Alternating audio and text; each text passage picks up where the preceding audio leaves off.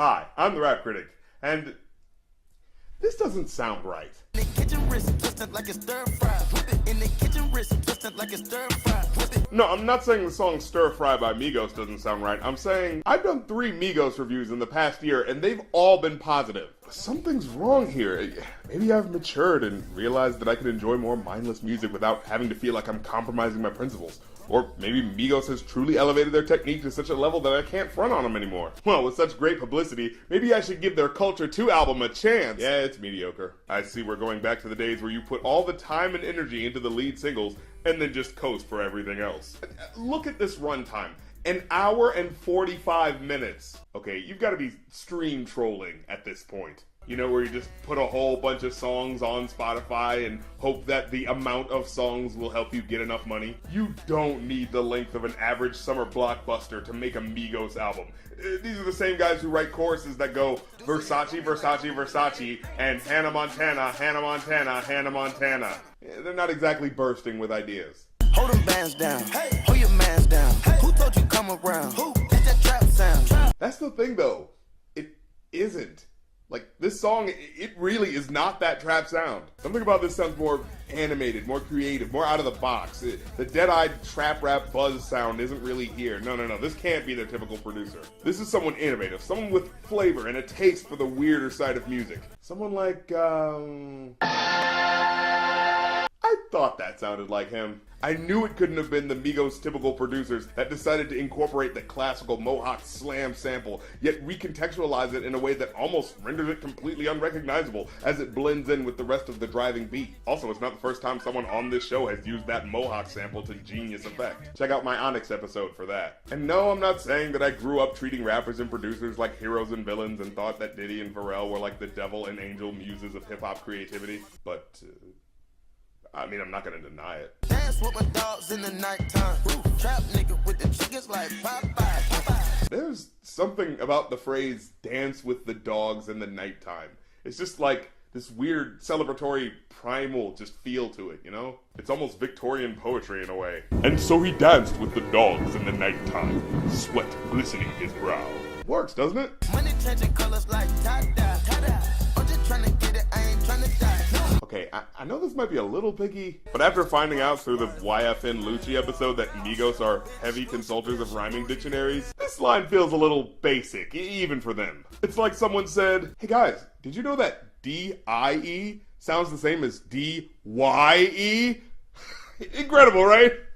We just shaved an hour off the workload tonight. But for real, what I like about this verse is that the first half kind of feels like a chorus, even though it's actually not. Despite a couple of the lines being sampled for the chorus. So actually I could see how somebody could get that a little confused. And that's a pretty cool idea anyway, incorporating elements from earlier in a song to make the chorus its own musical callback.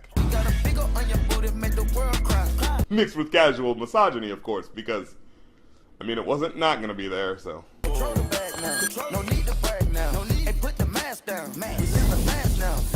But I have to say, I like that he's basically saying here, dude, we've got money now. We ain't gotta do that hood shit no more. Watching me when folks still be real and fame. Dance with my dogs in the nighttime. Wait, why would you bring up that part about not needing to be a thief anymore because you're rich, but you still deal drugs? Like what?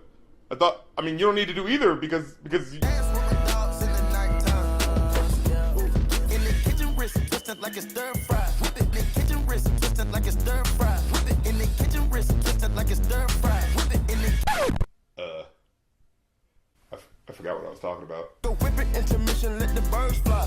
I get money, turn no vision through my third eye. Money. Now here's where their rhyming dictionary actually paid off. Using the words of a multisyllabic rhyme scheme to guide your verse into ways that are more complex and interesting. Because in the short couplet, we have the process of the mentality of the drug trade from the view of the drug dealer.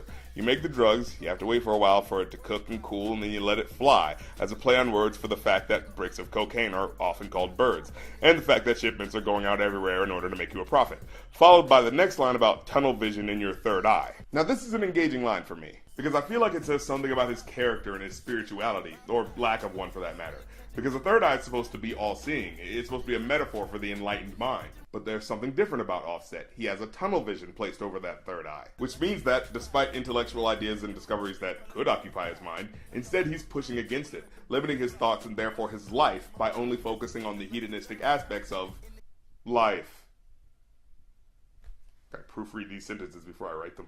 And I know it's basically a heightened form of I sell drugs and make money, but it's in a nuanced and specified way that makes his version of interpreting that well-worn idea feel unique. By the way, this is what I mean when I say I'm okay with mainstream rap as long as it's interesting.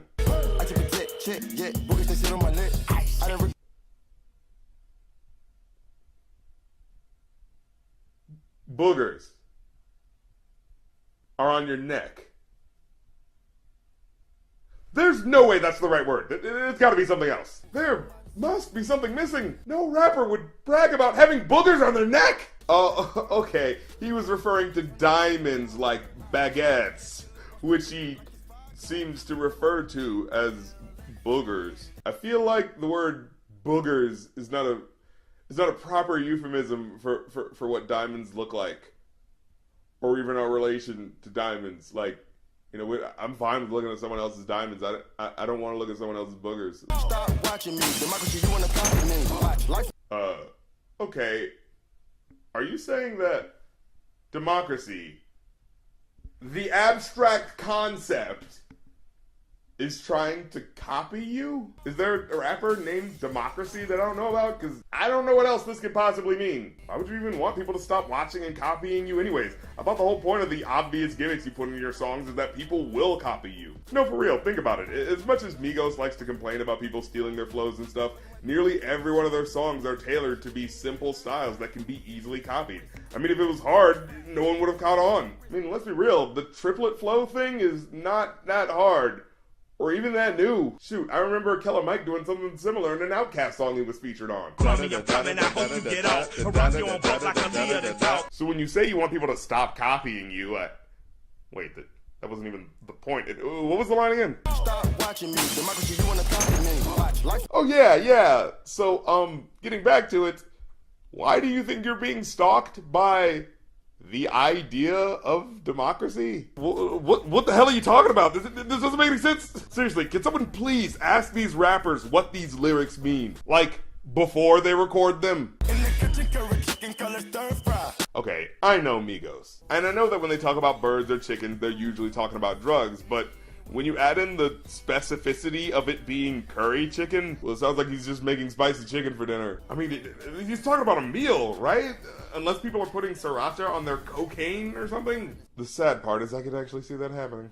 Why you keep looking at me? I feel like nigga got static. It must be the paddock. Paddock? The hell's a paddock? Oh, he meant Patek, like those watches that they keep bringing up. At least, that's how I thought you were supposed to say it. They even say it differently earlier in the song. See? So I thought that's how they said it. I mean, I never even heard of these expensive-ass watches until they brought them up, so this piece of information will literally never be important to me. Overall, though, I'd give this a 4 out of 5. Like I said, the beat is phenomenal, and the chorus sets up a nice comfy home in your eardrums. And the verses, well, they have a couple of weird lines that I pointed out, are for the most part pretty serviceable, and in fact, some places even engaging, in a way that suits this type of fare. You know, light and fun, but still sounds like they put a lot of time into it. Do this about 8 more times and you could have a certified classic album on your hands. Or keep creating 28-track albums that people only listen to about a third of anyway. I mean, you know, it's your time, your money, you do what you want with it. Well, I'm the Rap Critic. You don't have to like my opinion, but I don't have to like your song. I mean, unless I do, which, you know, that makes for a less, snappy catchphrase.